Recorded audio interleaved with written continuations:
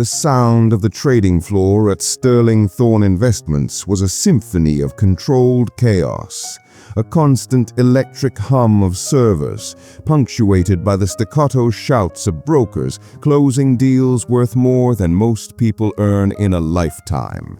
"Sell 10,000 shares now, now! Did you see the pre-market numbers? We're going to fly!"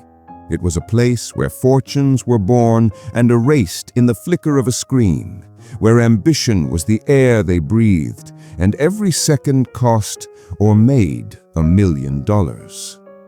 Through this jungle of noise and numbers moved a ghost. His name was Samuel, and for 40 years he had been the firm's janitor. An old man with kind eyes, a slight stoop in his shoulders, and hands worn from work, not from ringing over stock tickers. He moved with a slow, deliberate grace, emptying waste bins filled with research reports and takeout containers from extravagant lunches. He mopped floors that were scuffed by shoes costing more than his monthly rent. He was, to the titans of this world, completely invisible. A piece of the furniture.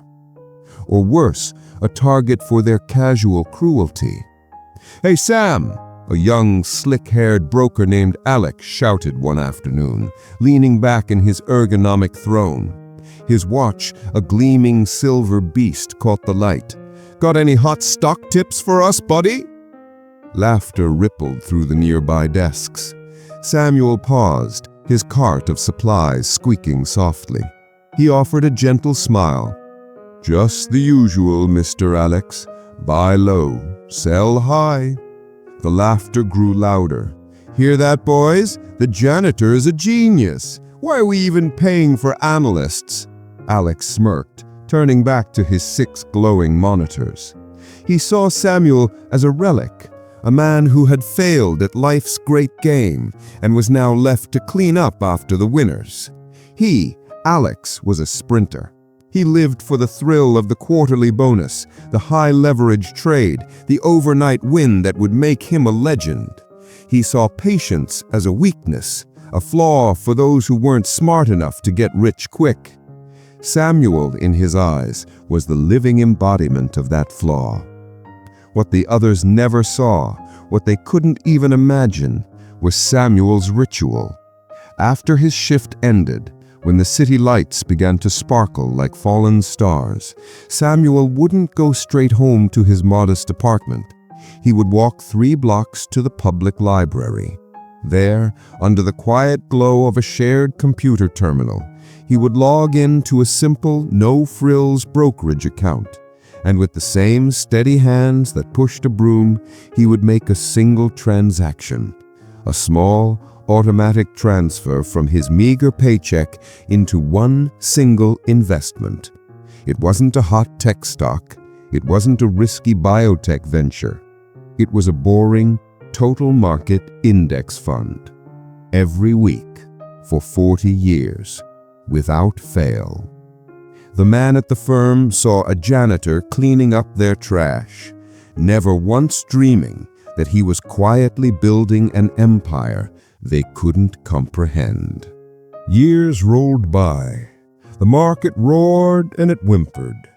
Alex, the hotshot broker, became a legend in his own mind. He bought a penthouse overlooking the park and a red sports car that screamed its price tag at every stoplight. He made $1 million in a single morning on a risky options trade, and the story became Sterling Thorne lore. He'd often see Samuel in the hallway and toss a condescending remark his way. "Still buying low, Sam? You must be a millionaire by now." One day, flush with another massive win, Alex felt a surge of what he mistook for generosity. He cornered Samuel by the water cooler. "Listen, old man," he said, his voice low and conspiratorial. "I like you. I'm going to do you a favor. There's this new pharma company, Phase 9 Therapeutics. It's going to triple in the next month. I'm putting my whole bonus on it. You should take whatever you've got, your life savings, and put it all in. You can finally hang up that old broom." Samuel listened patiently, his eyes calm and clear. He nodded slowly. "I appreciate the thought, son. Truly I do. But I have my own plan." Alex just shook his head and walked away, muttering to a colleague, "You can't help some people. Born poor, die poor."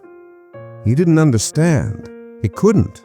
His entire worldview was built on finding the one magic stock, the one perfect trade. Samuel's philosophy was different. He wasn't trying to find the needle in the haystack. He was just buying the whole haystack, piece by piece, week by week. He knew he wasn't smarter than the market, so he simply decided to become a part of it. Then the whispers began. Soft at first, then a little louder.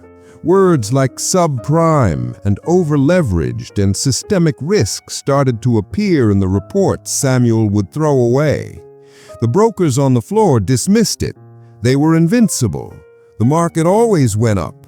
This was just a dip, a buying opportunity. They doubled down, borrowing more, leveraging their positions, certain they could outsmart the storm. They didn't see that it wasn't a storm coming, it was a tidal wave. And Samuel, he didn't change a thing.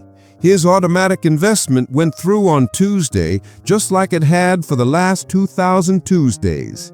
He wasn't trying to time the market, he was just putting his time in the market.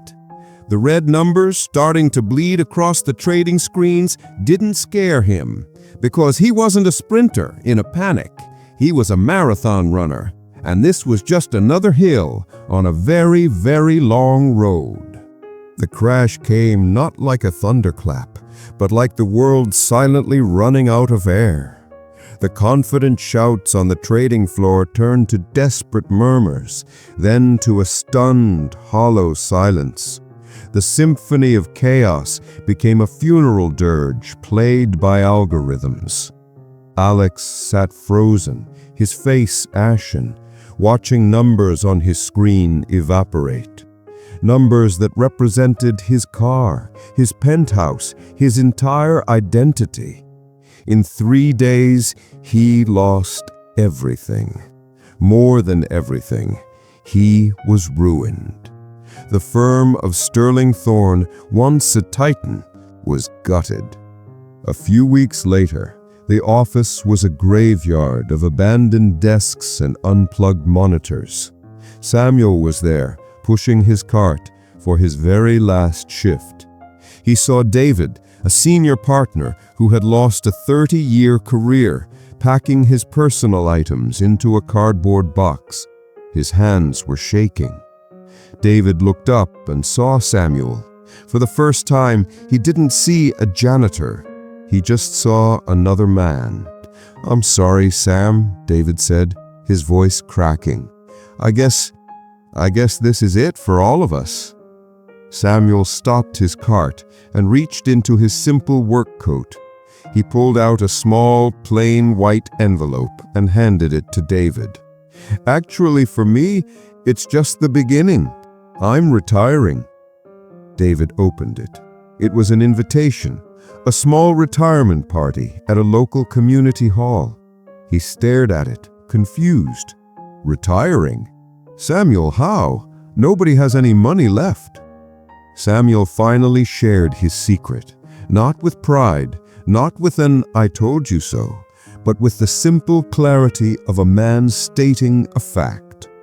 40 years, David, a little bit from every paycheck, into a simple index fund. I never tried to pick the winners. I never sold when I was scared. I just kept buying.